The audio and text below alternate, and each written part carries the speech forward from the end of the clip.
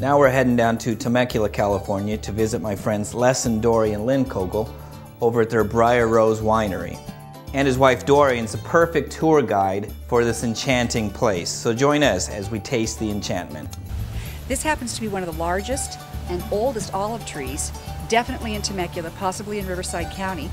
It is a producing mission olive tree and a specimen tree that we have highlighted by a little sleeping gnome who had a little too much wine at the Briar Rose.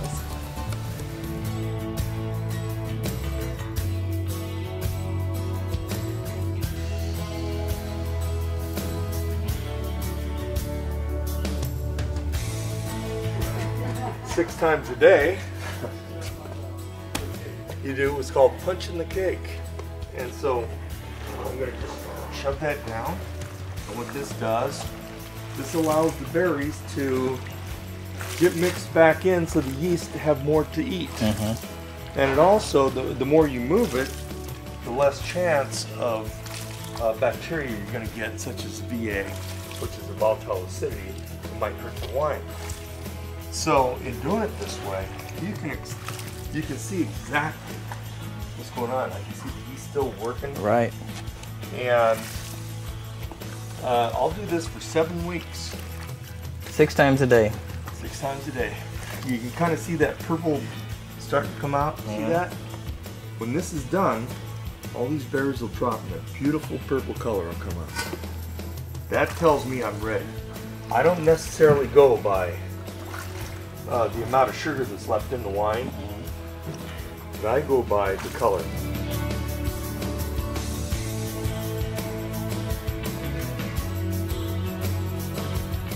Upon arrival at the Briar Rose, this is where our guests begin their wine experience. They're personally welcomed into our reception area where they're introduced to our wine tasting menus. We have beautiful hand-painted murals on the wall with our crest, our Briar Rose crest. One of the unique things about this tasting room is Les also pays homage to his son Larry, where he proudly displays a lot of his son's older motocross bikes. You know, your wines are known for what they are, which are the best of the best. That's not luck. That's knowing what you're doing and believing in what you're doing and punching the cake 6 times a day for 7 weeks. Then you are welcomed into our enchanted tasting room, where you are seated and you begin your wine experience.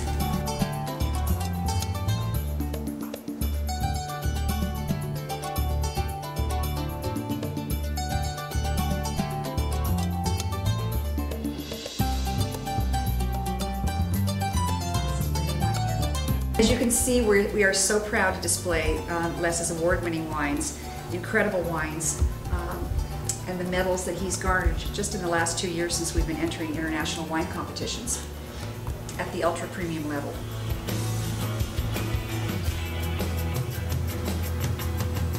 We accompanied our great wines today with some amazing new products I haven't tried. One was the signature salmon, which is an apricot brandy infused salmon. And then what really knocked my socks off was this bourbon infused oak smoked cream cheese. Who thought you could do this to cream cheese? The first wine we tried was the Fumé Blanc, and Fumé actually translated means fumed or smoked. In this wine, you pick up the glass, you could hardly see the light through it. It was jet black and dense. A lot of white pepper and spice working through it, but blackberries, clove, and plum. This was fantastic. Then I was lucky enough, we went right to the barrels for this wine. We tried his 03 Cabernet Sauvignon, and rumor has it this stuff goes for well over 300 bucks a bottle, and I could see why. That's a treat. I was so excited to try this next item. I call it a wine beer, but it's really a wine lager.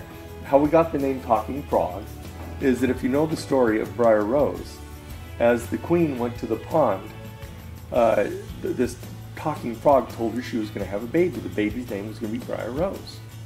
So, that is the talking frog to Briar Rose. Perfect.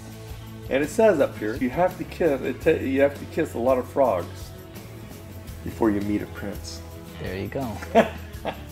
So, here we go. Talking frog.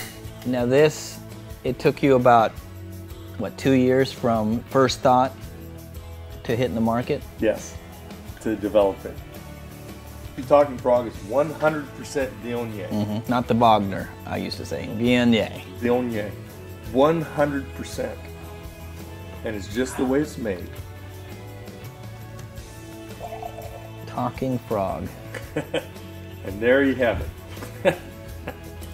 Once again, thank you very much for having us out. And people wonder, how can you keep wine in barrels so long? Takes a lot of work, but you can do it.